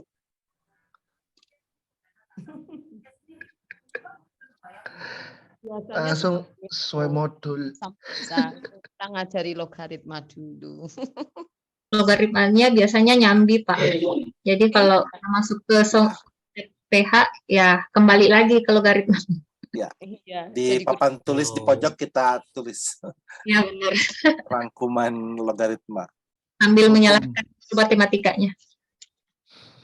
Kalau saya gini, ini berbagi, Pak. Kalau saya asam basa itu setelah persepsi, nah, saya ajarkan awal itu konsep asam basa itu seperti apa.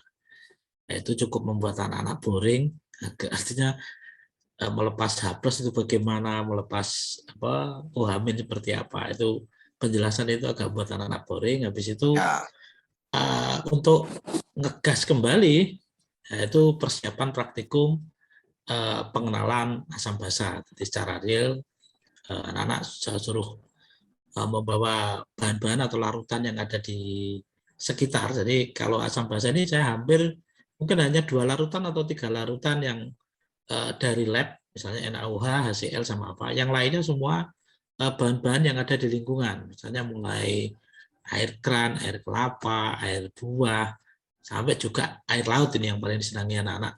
Kalau suruh dari air laut itu kan ada alasan untuk jalan-jalan hari minggunya. Air laut, air sumur, air sungai. Jadi pokoknya air yang ada di sekitar kita untuk kita uji menggunakan indikator yang sederhana, bisa kertas lakmus, universal dan alami itu. Seperti itu. Itu kalau untuk nutupi di pertemuan pertama lebih memahamkan, karena anak-anak kalau diajari konsep asam basa, teori asam basa yang awal itu mulai Arrhenius, Bronsted-Lowry sama Lewis itu kan antara teorinya paham tapi agak ngawang-ngawang gitu. Nah, untuk memantapkannya jadi langsung ke praktikum pengujian larutan dengan indikator semacam itu. Saya biasanya seperti itu. Baru nanti lanjut ke PH-PH itu saya sambil dijelaskan logaritma itu. Biasanya semacam itu, karena konsep asam basa awal cukup membuat anak-anak, kalau mungkin di sekolah-sekolah yang agak kota terus anak-anaknya inputnya agak lumayan bagus, mungkin nggak ada masalah. Tapi untuk anak-anak yang madrasah pinggiran ya ini cukup boring menerima materi konsep teori asam basa itu. Jadi asam basa langsung penguatannya di percobaan indikator asam basa dengan larutan yang semuanya ada di sekitar kita. Termasuk kadang-kadang saya juga coba air kencing, air ludah itu juga kadang-kadang anak-anak gitu, tapi kan nah ini kan real yang ada ini asam atau basa. Gitu. Baik, jadi kalau boleh saya rangkum ya sementara. Jadi setelah tadi kita melakukan persepsi, motivasi dan sebagainya, lalu masuk ke kegiatan inti. Yang pertama di asam basa itu adalah konsep asam basa ya, mulai dari Arrhenius, Bronsted-Lowry dan Lewis. Nah, kalau ini tinggal pintar-pintarnya kita saja sebagai guru, bagaimana caranya supaya meskipun metodenya adalah ceramah, tetapi bagaimana caranya supaya ceramah tersebut tidak membosankan. Lalu tadi kata Pak Santo, lanjutkan dengan penguatan melalui praktikum asam basa menggunakan sampel yang ada di sekitar kita. Jangan dulu menggunakan sampel-sampel NaOH, HCl, ya, jangan dulu. Tetapi gunakanlah misal air yang ada di kamar mandi, air hujan, dan lain sebagainya. Air sabun, itu kan yang betul-betul ada di sekitar kita. Nah, cuma sebelum ke sana, Mas Urip, Mas Tardi, untuk pengujian sifat asam basa menggunakan indikator itu masuknya ke Arrhenius, Bronsted-Lowry atau Lewis ya? Atau boleh Bapak Ibu guru yang lain? Takutnya ada anak yang bertanya, Pak, kita praktikum pengujian asam basa ini masuknya ke teori yang mana? Apakah Arrhenius, apakah Bronsted-Lowry, ataukah Lewis, ataukah tiga-tiganya, ataukah 2 di antara 3, atau bagaimana? Boleh Bapak Ibu? Karena tetap ya, meskipun kita melakukan praktikum, harus kita bawa ke relnya gitu. Jangan sampai keluar dari rel. Kira-kira praktikum indikator asam basa dan sebagainya itu masuk ke konsep yang mana? Ya, silakan Pak Urip. Kalau secara umum ya, perubahan warna pada indikator itu kan apa namanya, banyaknya ion H+ pada struktur indikator ya. Jadi ketika banyak ion H+ pada, biasanya kan gugus-gugus OH ya, gugus-gugus OH pada indikator kan, yang akan menyebabkan terjadinya perubahan warna. Itu lebih mendekat pada teori Bronsted-Lowry. Sorry. Melepas H+ dan itu tuh H+ dan OH-, melepas proton dan menangkap proton. Jadi lupa saya malah. Bronsted. Ya, Bronsted-Lowry, betul.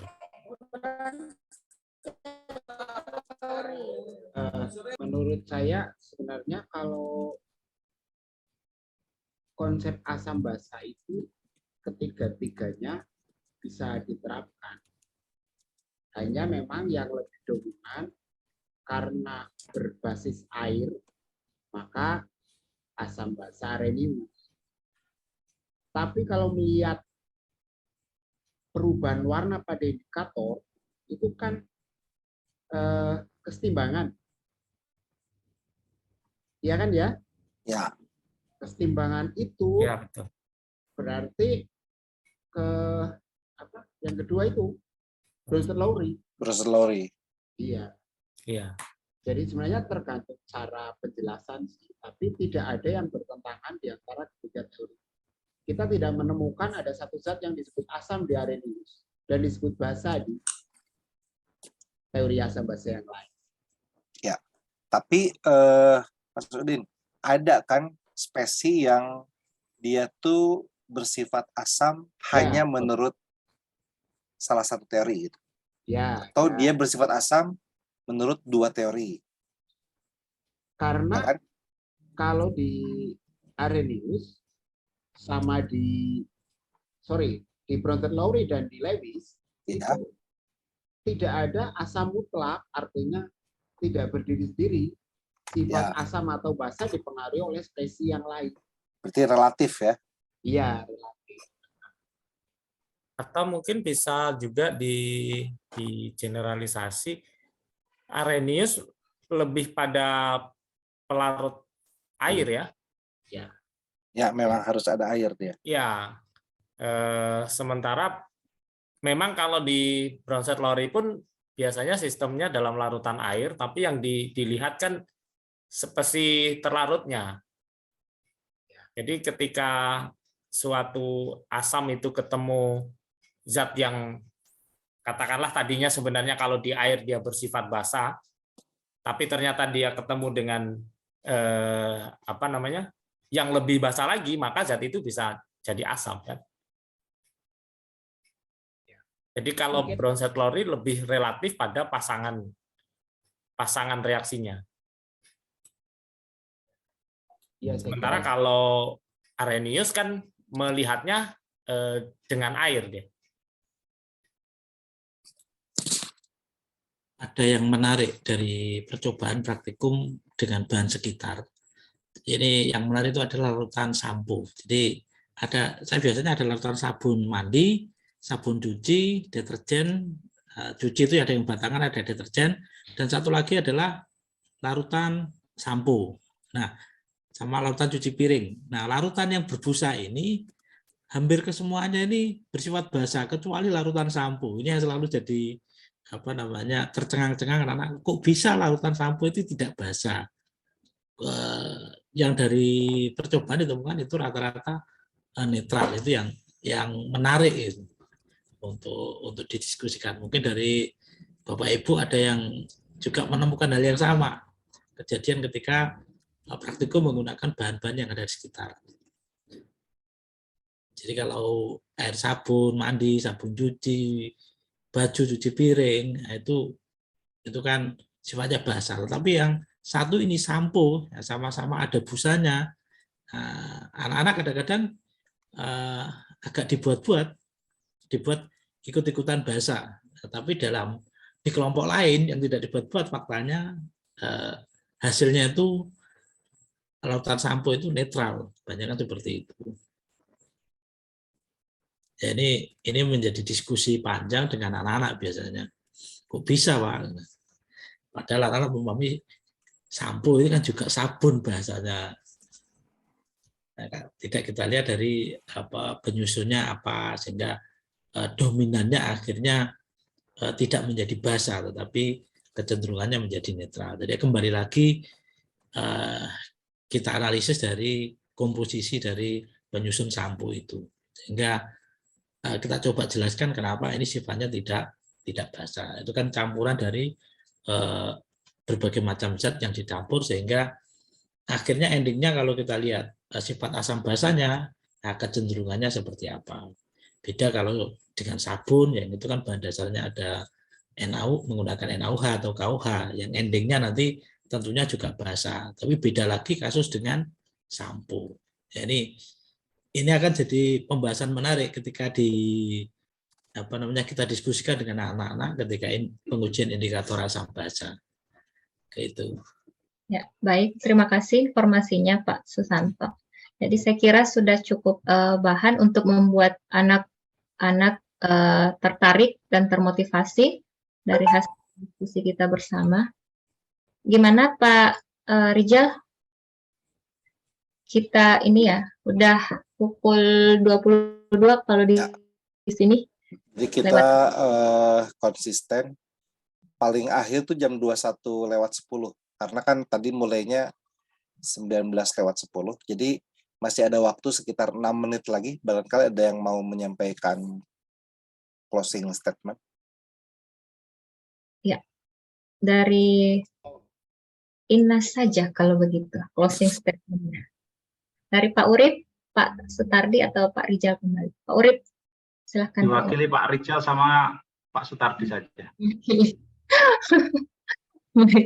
Enggak, sebelum ke saya, jadi kalau Pak Urip ngajar kelas 11 nggak? Ya. Nah, itu yang dilakukan Pak Urip di kelas itu apa?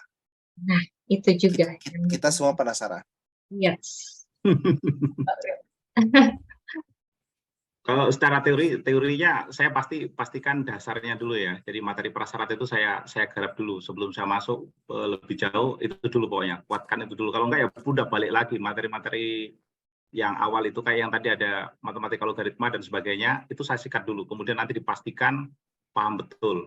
Lawang siswa saya itu kalau di asam basah, hitung-hitungan konsentrasi, kemudian dipermak dengan kalkulasi stoichiometri, itu sudah remuk itu.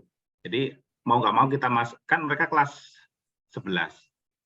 Jadi materi kelas 10 kita sikat dulu. Jadi sebelum kalau saya bilang itu matrikulasi lah. Matrikulasi dasar-dasar untuk asam basah sebelum masuk menjauh. Jadi belum masuk materinya sebenarnya. Jadi prasyarat itu dulu saya penuhi dulu, setelah agak lumayan mantap baru kita mulai seperti yang teman-teman lakukan kebanyakan seperti itu. Itu di saya. Karena khawatir saja sih, khawatir dalam artian kita mau ngomong ini itu, kemudian masuk konsep yang sesungguhnya lewat semua itu nanti dasar-dasarnya. Di saya begitu. Biasanya butuh berapa waktu tuh Pak Urip untuk menuntaskan materi prasyarat? Ah, iya betul. 3 kali pertemuan maksud saya. 3 kali berapa jam? 3 kali pertemuan, 3 kali 2. 2 jam. 6 CP lah. Ya. Sangat tuntas. Untuk 3 kali. Harapannya, tapi ya seperti biasalah. Cuman kita kan mencoba yang terbaik, kira-kira macam itulah gitu kan, kalau secara saya gitu. Itu saja. Baik, dari kalau Pak Tardi ngajar kelas 11. Kelas 10 Om. Oh. Saya paling junior kalau di sekolah. Jadi yang senior Tapi itu. Pernah ngajar kelas 11? Pernah, 2 tahun yang lalu. Nah, itu bagaimana? Kalau untuk asam basah biasanya memang saya masuknya di teori dulu. cerita dulu asam itu begini begitu. Kemudian kita identifikasi yuk asam itu kayak apa gitu. Asam itu membedakan asam dan basa itu bagaimana. Lalu untuk materi teoritisnya ya diajarkan matematis menentukan berapa sih konsentrasi H+-nya di dalam larutan asam ini. Nah, itu teoritis banget. Kalau di larutan buffer dan hidrolisis, kami menggunakan ini learning cycle biasanya. Jadi anak-anak mempraktikum dulu, kemudian mereka mengambil kesimpulan dalam kelompok, baru kemudian mengeneralisasi. Oh, ternyata yang tidak berubah pH-nya adalah larutan yang komposisinya dicampur apa gitu. Itu untuk buffer. Kemudian biasanya yang di hidrolisis itu sifat garam. Oh, ternyata kalau garam ini tersusun dari asalnya adalah asam lemah dengan basa kuat, maka sifatnya ternyata basa, misalkan seperti itu. Tidak terlalu banyak yang istimewa, jadi standar-standar saja. Paling yang menarik untuk peserta didik ya indikator. Indikator mereka diminta untuk bawa bahan alam yang kira-kira nanti bisa dipakai gitu. Mereka menguji sendiri kira-kira nanti yang bisa membedakan, dan itu udah pakai asam dan basa dalam lab supaya tidak terlalu mereka-reka lagi. Jangan-jangan nanti ternyata kalau menggunakan bahan-bahan asam dan basa yang kita tidak yakin bahwa itu asam atau basa, misalkan kayak tadi larutan sabun, pH-nya ternyata sedikit saja di atas 7 atau malah ada yang di bawah 7, maka nanti takutnya tidak kontras ya. Tidak kontras gitu. Jadi memang pakai asam dan basa yang ada di lab. Begitu. Oke, baik. Nah, di 1 menit terakhir ini kalau saya pribadi ya sama ya, tidak banyak yang istimewa, cuma anak-anak tertariknya sama juga di indikator. Yang pernah kita sampaikan dulu yaitu menguji tahu kan. Ada tahu yang menggunakan pewarna kuning buatan dan tahu yang menggunakan pewarna alami menggunakan kunyit. Nah, kita tinggal teteskan saja larutan yang bersifat basanya, boleh pakai soda kue, tidak punya NaOH boleh pakai soda kue. Teteskan itu langsung jadi merah. Oh, berarti pewarnanya alami karena menggunakan kunyit. Nah, itu mungkin. Tapi ini mungkin teman-teman ada yang tidak lupa, tapi ada juga mungkin yang lupa. Ketika kita menyampaikan materi asam basa, teori Arrhenius, itu harus disampaikan ke anak-anak bahwa ini tuh nyambung dengan materi elektrolit. Karena yang pertama kali menemukan ion-ion dalam larutan itu kan adalah Arrhenius. Sehingga adanya ion H+, adanya ion OH- itu salah satu rangkaian penemuannya pada saat menguji larutan bisa menghantarkan listrik atau tidak. Jadi Arrhenius yang ada di kelas 11 itu adalah Arrhenius yang ada di kelas 10. Itu saja mungkin tambahannya dari saya, Bu Sri. Ya, baik. Terima kasih kepada para INAS kita yang sudah memberikan closing statement. Terima kasih Bapak Ibu yang sudah ikut berpartisipasi dan menyumbangkan sharing pendapat. Ya, Pak Mahbub, kita foto dulu ya, foto sama-sama. Ya, siap.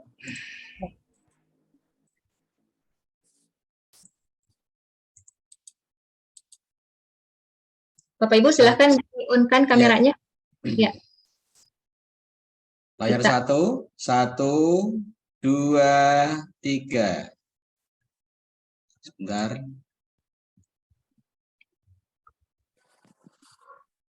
Layar 2, 1, belum kameranya belum nyala ya. 1, 2, 3.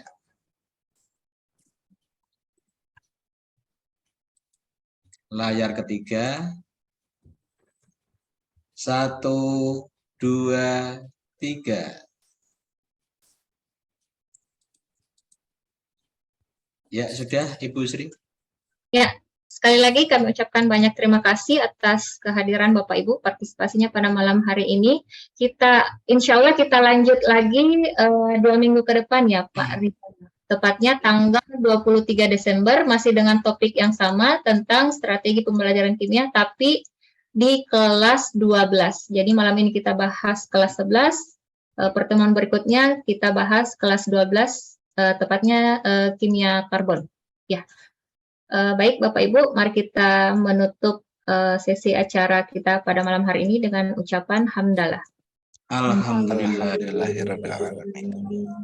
Kami ucapkan banyak terima kasih. Mohon pamit undur diri. Assalamualaikum warahmatullahi wabarakatuh.